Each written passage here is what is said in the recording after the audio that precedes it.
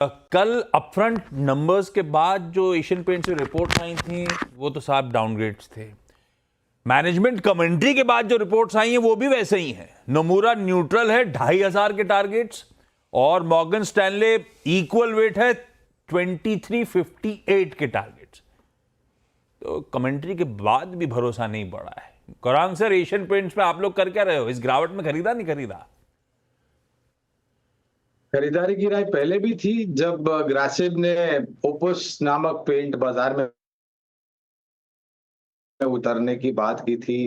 3200 वाला 3000 के नीचे आ गया था, 2700 के आसपास। तब भी खरीदारी की राय थी। हम हमारे चैनल सीएनबीसी आवाज पर थे उस दिन। और कल परसों नतीजे आए एशियन पेंट्स के।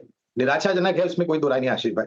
लेकिन क्या एक तिमाही के नतीजे निराशाजनक आते हैं तो आपको अपनी लंबी अवधि की जो निवेश है एशियन पेंट्स की मैं बात कर रहा हूँ, उसमें बहुत बड़ा परिवर्तन करना चाहिए या फिर यहाँ से बिकवाली करने की विचारधारा रखनी चाहिए, वो हम नहीं मानते हैं। आज के तारीख में भी हमारी खरीदारी की राय है। मैं मानता हूं कि शायद यहाँ से उभरने के लिए थोड़ा समय लगेगा, लेकिन ऐसा नहीं है कि ये निकल नहीं पाएगी यहाँ से। बिल्कुल, देखिए निकलेगी तो सही, लेकिन मेरे पास ना इन स्टॉक्स का एक फॉर्मूला होता है। जहाँ पर भी बहुत अच्छे नंबर्स आते हैं, जो इंस्टीट्यूशनल स्टॉक्स होते हैं, जहाँ पर हर ब्रोकरेज और एफआई की भारी होल्डिंग होती है, जहाँ पर नंबर बहुत अच्छे आते हैं और ब्रोकरेजेस के अपग्रेड्स आते हैं, नॉर्मली वो जो स्टॉक्स हैं वो उनका जो हाईएस्ट टारगेट होता है ना उसको क्रॉस करते हैं अगले 3 से 4 महीने में।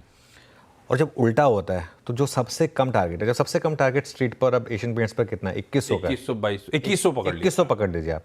हाँ। तो वो ब्रीच होता है। तो देखिए, अब इसका मतलब ये नहीं है मैं ये कह रहा हूँ कि कल की कल 2100 चला जाएगा, लेकिन अब कमेंट्री सुनिए उनकी। कमेंट्री में भी उन्होंने साफ कहा है कि कोई इंप्रूवमेंट भले एकदम से टर्न अराउंड मत एक्सपेक्ट करिएगा, और अगर टर्न अराउंड नहीं आएगा स्टॉक अर्निंग्स में तो आप वो वैल्यूएशन नहीं दे सकते। जैसा मैंने कहा कि फिर आप 45-50 टाइम्स नहीं दे सकते हैं। 45-50 टाइम्स आप अर्निंग्स का मल्टीपल देते हैं, क्योंकि एक एज अ क्लॉकवर्क कंपनी 12% अगर रेवेन्यू ग्रो कर रही है, 15% एबिटा ग्रो कर रही है और 20% अगर प्रॉफिट ग्रो कर रही है, तो अपने आप उसका स्टॉक 30% के हिसाब से कंपाउंड हो रहा है। ये एशियन पेंट्स की हिस्ट्री थी जो उसने 10 साल तक की थी। अब उस पर ब्रेक लग चुका है। और इनफैक्ट अगर आप इसका चार्ट 3 साल का भी चार्ट देख लीजिए, इसने अब अंडर परफॉर्म करना शुरू कर दिया। तो जब ग्लोरी डेज खत्म होते हैं लोगों को टाइम लगता है एडजस्ट होने में। HDFC बैंक ने भी 5 साल के लिए अंडर परफॉर्म किया है ना। तो ये मुझे लग रहा है कि हो सकता है कि इवन 2100 भी कभी जाके तोड़ दे। हाँ, उसके बाद शायद एक वैल्यू बाय बन जाए, वो अलग बात है, लेकिन अभी मुझे लग रहा है कि बहुत ज़्यादा जल्दबाजी ना करें इसको लेने में यहाँ पर। बिल्कुल ठीक। चलिए इस